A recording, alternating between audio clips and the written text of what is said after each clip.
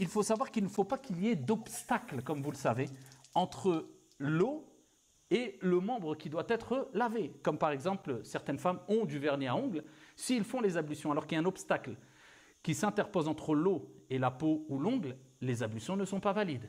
Si par contre elle a fait les ablutions alors qu'elle n'avait pas de vernis à ongles et qu'ensuite elle met du vernis à ongles et elle n'a pas perdu ses ablutions, elle peut prier, il n'y a pas de problème.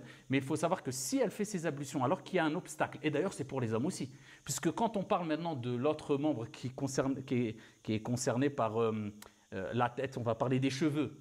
Eh bien quand on essuie les cheveux, certains mettent beaucoup de gel. C'est gel puissance 30 ou je ne sais combien, les cheveux ça devient du béton. Et il faut savoir que ça pose un film, c'est un obstacle entre les ablutions et le cheveu. Donc les ablutions ne sont pas valides. Je ne parle pas de crème ou de gel qui est très léger, qui laisse passer l'eau.